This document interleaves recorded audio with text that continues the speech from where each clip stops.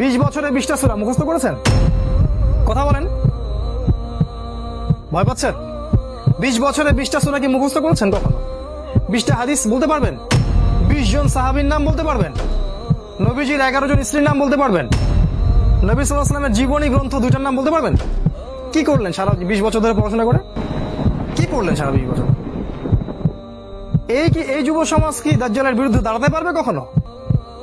ইহুদি খ্রিস্টান মুশরিকদের যে ঐক্য, এদের বিরুদ্ধে এরা দাঁড়াতে পারবে? এরা আল্লাহর পথে জিহাদ করবে কখনো?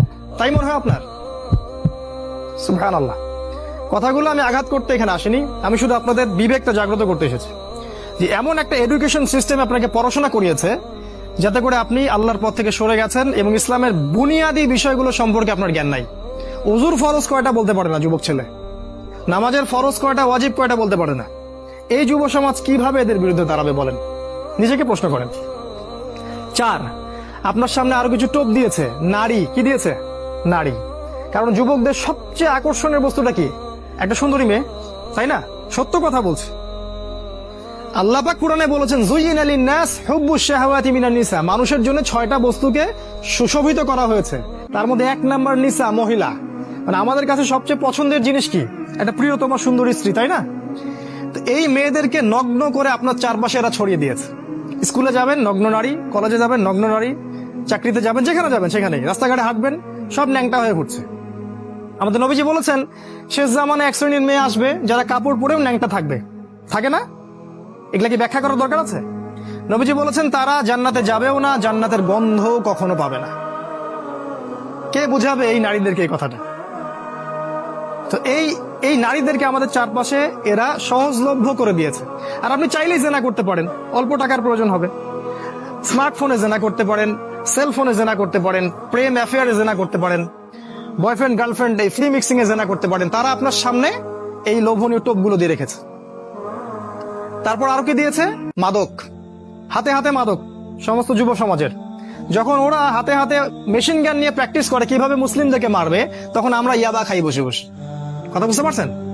ওরা প্র্যাকটিস করে, ওদের যুবকরা প্র্যাকটিস করে কেমন করে মুসলিমদেরকে ব্রাশ ফায়ার করে মারবে। ওই যে মিয়ানমারে মারে নাই, কাশ্মীরে মারতেছে না, ওই যে সিরিয়া দেখবেন, আফগানিস্তান, লেবানন, সব জায়গায়। আর আমাদের হাতে ওই যে ইয়াবা, তারপর আপনার ডাল, আপনার ফেন্সি ডিল, আপনার অমুক তমুক কি কি নাম আছে সব। জি জি, সুবহানাল্লাহ। এগুলো নিয়ে কখনো ভেবেছেন? হাসছেন আপনি? লজ্জা হওয়া উচিত আপনার, লজ্জা করা উচিত যে যখন তারা আমাদের বিরুদ্ধে ঐক্যবদ্ধ তখন আমরা এই নারী, এই মদ, এগুলো নিয়ে ব্যস্ত আছি। আর যারা এদের পিতা মাতা, এরা সবচেয়ে অপদার্থ শ্রেণীর মানুষ এই পৃথিবীতে। এদের কবরে থাকা উচিত, এই পিতা মাতাদের কবরে থাকা উচিত।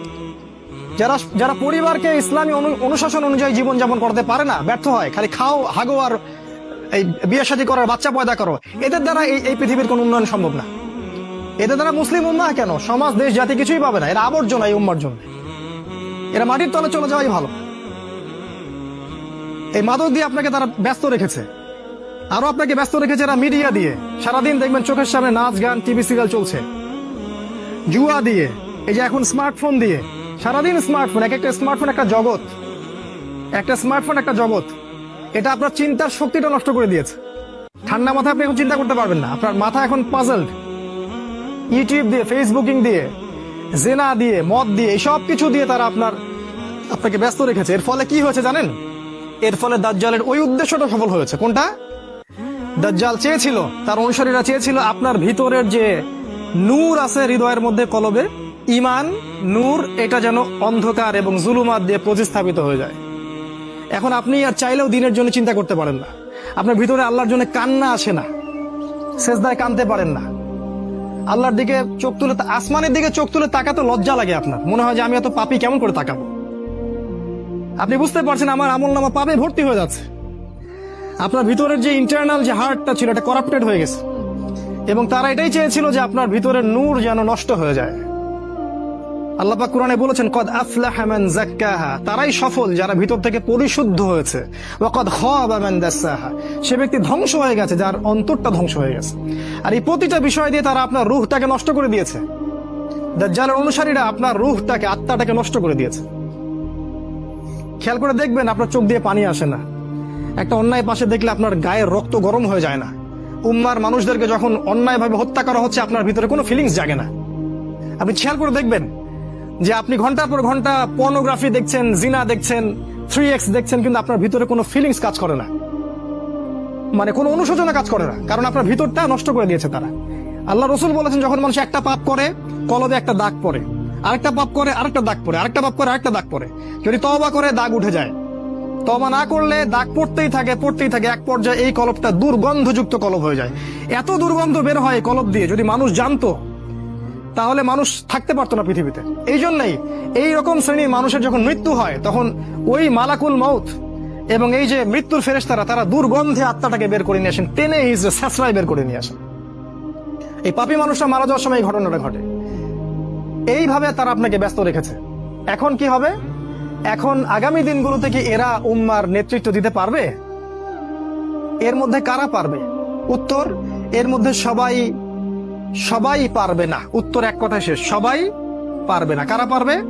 এই যুবক শ্রেণীর মধ্যে যারা এই গুণগুলো অর্জন করতে পারবে, তারা ইনশাআল্লাহ আগামী দিনগুলোতে সফল হবে। গুণগুলো পয়েন্ট আকারে বলে শেষ করছে। এই যুবক শ্রেণীর মধ্যে যারা তাদের জীবনটাকে বাকি পুরো জীবনটাকে আল্লাহর জন্য উৎসর্গ করতে পারবে, তারা পারবে। এক নাম্বার, এই যুবক শ্রেণীর মধ্যে যারা আল্লাহর জন্য তাদের জান, মাল, সময়, শ্রম ব্যয় করে দিতে পারবে, কুরবানি করতে পারবে। কুরবানি কেমন? ওই ইসমাইল আলাইহিস সালামের মতো। বাবা বলেছে তোমাকে জবাই করা লাগবে, তিনি কি বলেছিলেন? করিয়েন না। তিনি বলেছিলেন, আপনাকে আল্লাহ যে আদেশ করেছেন সেটাই করেন, আমাকে ধৈর্যশীল পাবেন ইনশাআল্লাহ। এরকম ছেলে পাবেন এখন? তো এরকম নিজের জান, মাল, সময়, শ্রমকে আল্লাহর পথে উৎসর্গ করে দেওয়ার মানসিকতা আগে তৈরি করতে হবে। এটা এক নাম্বার। দুই নাম্বার, জ্ঞান অর্জন করতে হবে। এই যুবক শ্রেণীর মধ্যে যারা জ্ঞান অর্জন করবে, কোরআন সুন্নাহর পাশাপাশি সমসাময়িক অর্থনীতি, রাজনীতি, বিশ্ব সবকিছু সম্পর্কে জ্ঞান থাকতে হবে। তারপরে আপনি আল্লাহর পথে কিছু করতে পারবেন, তার আগে নয়। আপনি সিলেক্ট করবেন যে আপনি এই উম্মার আবর্জনা হতে চান না উম্মার মুজাহিদ হতে চান, এটা আপনি সিলেক্ট করবেন।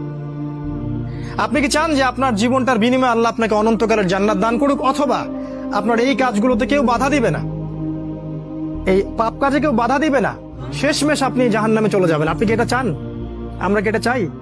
তো ইলম অর্জন করতে হবে। ইলম ছাড়া আপনি কাজ করতে আগাতে পারবেন না। তিন নাম্বার, এলেম অনুযায়ী আমল করতে হবে। যা এলম অর্জন করবেন সে অনুযায়ী আমল করতে হবে। শুধু এলম অর্জন করলে হয় না, ওই অনুযায়ী কাজ করতে হয়। সলাতের পাবন্দি করতে হবে।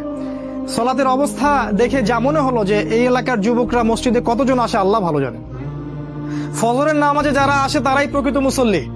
5 ওয়াক্ত সলাত জামাতের সাথে আদায় করতে হবে। আখলাক চরিত্র হবে রাসূল সাল্লাল্লাহু আলাইহি ওয়াসাল্লামের মতো। সাহসী, ভীরুতা, কাপুরুষতা যেন আপনাদেরকে পেয়ে না বসে। জ্ঞান অর্জন করে সাহসী হতে হবে, তদনুযায়ী আমল করতে হবে, এবং কোনো অবস্থাতেই পরাজিত হব না এরকম মানসিকতা তৈরি করতে হবে। শয়তান হোক আর ইবলিস হোক আর এই দাজ্জাল হোক আর অনুসারী হোক, কেউই আমাকে ঠেকাতে পারবে না এরকম মানসিকতা তৈরি করতে হবে। তারপরে ইনশাল্লাহ আপনি কিছু করতে পারবেন। প্রতিটা ইবাদত বন্দেগীর ব্যাপারে সচেতন হওয়ার চেষ্টা করতে হবে, এটা হচ্ছে আপনার জানা অনুযায়ী আমল। 4 নাম্বার, আদর্শ পরিবার গঠন করতে হবে। জিনা বাদ দিয়ে ছেড়ে দিয়ে তওবা করে ফিরে আসেন, বাবা মাকে বলেন যে আমাকে বিয়ে দিন। আর বাবা মার উচিত তাদের বিয়েটা সহজ করে দেয়া। বিয়ে করুন, সংসার গঠন করুন, দিনদার নেককার ছেলে মেয়েদেরকে বিয়ে করুন এবং সুসন্তান জন্ম দিন, তাদেরকে আল্লাহর পথে দায়ী মুজাহিদ হিসেবে তৈরি করুন। 5, হালাল রিজিকের ব্যবস্থা করুন। ওই হারাম ব্যাংকিং সেক্টর থেকে, চাকরি থেকে রিজাইন দিয়ে দিন। যে সেক্টরে হারাম আছে, ঘুষ আছে, সুদ আছে, সব ছেড়ে দিন। কার জন্য ছাড়বেন? আল্লাহর জন্য ছাড়বেন। মনে রাখবেন, রিজিকের মালিক আল্লাহ, আপনি আপনার রিজিকের মালিক নন। আপনি আল্লাহর জন্য যদি কিছু করেন, আল্লাহ পাক আপনাকে তার চেয়ে বহুগুণ দিতে পারেন। এই বিশ্বাস রেখে প্রয়োজনে সবজি বিক্রি করেন, কৃষি কাজ করেন, মৎস্য খামার করেন, ছাগলের খামার করেন, তাও ভালো। তারপরেও হারাম রিজিকের দিকে যাবেন না। অনুরোধ করছি ভিতর থেকে, মানে আল্লাহর দোহাই দিয়ে অনুরোধ করছি, হারাম রিজিকে যাবেন না। সারা জীবনের ইবাদত নষ্ট হয়ে যাবে, সারা জীবনের। যে ব্যক্তির ইবাদতে এতটুকু সুদের টাকা আছে, ওর ইবাদত কবুল হয় না। জানেন না সুদ খাইলে মায়ের সাথে জেনা হয়? এটা জানেন না যে সুদ খাইলে 36টা মেয়েকে ধর্ষণ করা হয়, আল্লাহ এবং তার রাসূলের সাথে যুদ্ধ করা হয় সুদ খাইলে? দিব্যি খাচ্ছি, প্রতিটা গ্রামে এখন সুদী এনজিও, সলাপ সমিতি আর এনজিও, সমিতির এনজিও। হালাল রিজিকের অন্বেষণ করুন, এটা হচ্ছে 5। 6 নাম্বার, আল্লাহর পথে সময় ব্যয় করেন। আপনি কোন মাযহাব কোন তরিকা কি ফলো করেন সেটা নিয়ে আমি কথা বলতে এখানে আসিনি। আপনি আল্লাহর পথে সময় দেন, যে যেখানে আছেন সেখান থেকে আল্লাহর পথে কিছু করেন, প্রজেক্ট হাতে নেন, কিছু করেন। এলাকার যুবকদেরকে নিয়ে একটা ফাউন্ডেশন করেন বা একটা সংগঠন করেন বা একটা প্ল্যাটফর্ম করেন, করে কিছু একটা করেন যাতে করে এলাকার মধ্যে জাহেলিয়াত গুলো দূর হয়ে যায়। আল্লাহ আপনাকে সাহায্য করবেন ইনশাআল্লাহ। এটা ঠিক যে বাতিলপন্থীরা আপনার কলার চেপে ধরবে ঠিকই, কিন্তু আল্লাহ আপনাকে সাহায্য করবে। আর আল্লাহ পাক যাকে সাহায্য করবেন তাকে কেউ ঠেকাতে পারে না, পারে? কখনো পারবে না। আপনাকে জেল দিবে, শুলি দিবে, মেরে ফেলবে, তারপরে দেখবেন আপনার শেকড় থেকে আরো 10টা গাছ ঠিক উৎপন্ন হবে ইনশাআল্লাহ।